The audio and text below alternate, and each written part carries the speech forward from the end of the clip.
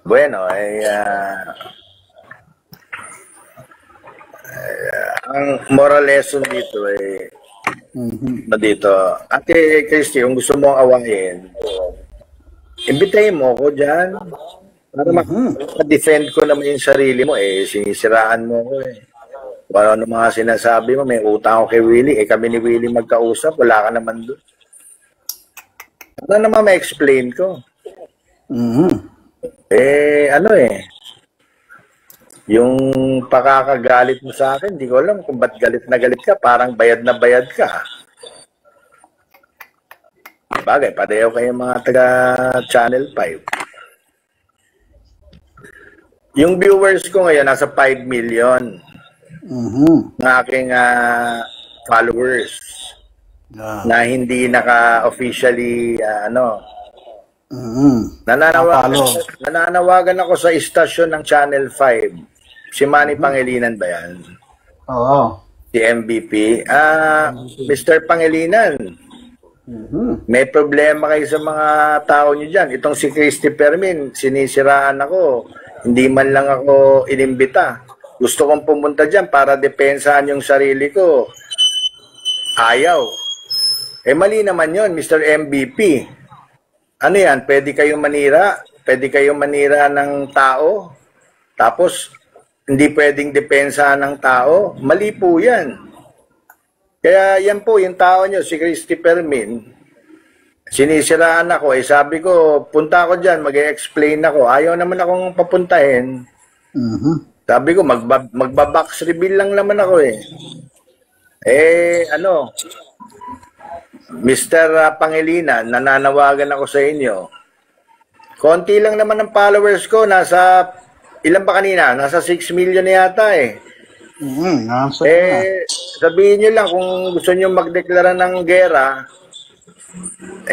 sasabihin ko dito sa mga followers ko, wag na manood dyan sa Channel 5. Kasi unfair kayo unfair kayo Biro mo, naninira kayo ng tao, tapos hindi ako pwede. Pagkatapos akong siraan, gusto ko i-defend ang sarili ko, yung oras daw nila para naman sa ibang tao na mapapakinabangan. User talaga Tsaka kahit kailan na ayoko sa taong walang utang na loob. Siniraan lalo ako, di ba?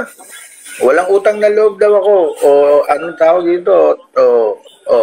Yung mga hindi marunong magpahalaga sa pagkakaibigan, nanira pa ulit, Mr. Pangilinan. Kung nandyan ako, dine-explain ko yung sarili ko. Hindi, banat kayo ng banat dyan Mr. MVP, sana yung makarating puto sa inyo na mali po yung ginagawa niyang si Christy Fermin.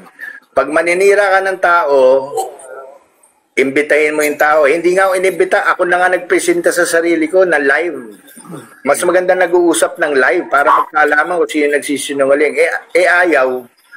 Huwag kayong manira kung hindi nyo iimbitahan yung sinisiraan nyo.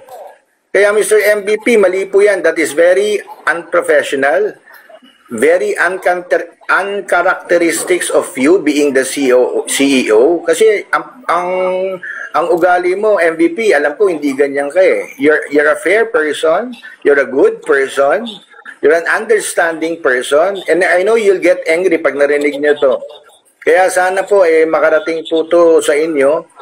At kayo na pong bahala. Kung gusto nyo sisantihin yan, kung gusto nyo pagalitan, nasa sa inyo na yan, pero mali po yan. Hindi tinanggap ng veteranang showbiz reporter na si Christy Fermin ang hamon ng aktor na si Anjo Iliana na siya ay makapanayam sa kanyang programa sa pamamagitan ng Zoom dahil para sa kanya ay sayang lang ang oras. Reklamo ni Anjo, madalas daw siyang maging paksa ng mga patutsada ni Christy sa mga programa nito matapos niyang bantaang ibubunyag umano ang mga babae sa buhay ni Senate President Tito Soto. Sa kanyang vlog kamakailan, hinamon pa ni Anjo si Christy na tinawag niyang kumare na siya ay interviewin ng harapan. Sa panig naman ni Christy, sinabi niyang walang dahilan para tanggapin ang alok ni Anjo. Akalain mo nagkaayos na raw sila pero may ganito pa siya? Aniya. Nilinaw rin ni Christy na wala siyang direktang komunikasyon kay Senator Soto. Tandaan mo, Sarili kong opinyon yon. Hindi ko kinakausap ang mga Soto, never. Hindi naman ako pakawala o troll, paliwanag niya.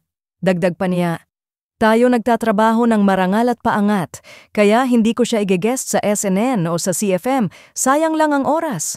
Samantala sa napanood na video, makikita na direktang inireklamo na ni Anjo si Christy Fermin kay Manny, pangilinan na siyang nagmamay-ari ng TV5, hiling ni Anjo na tanggalin o sisantihin na si Christy sa programa dahil sa hindi patas na pamamahayag.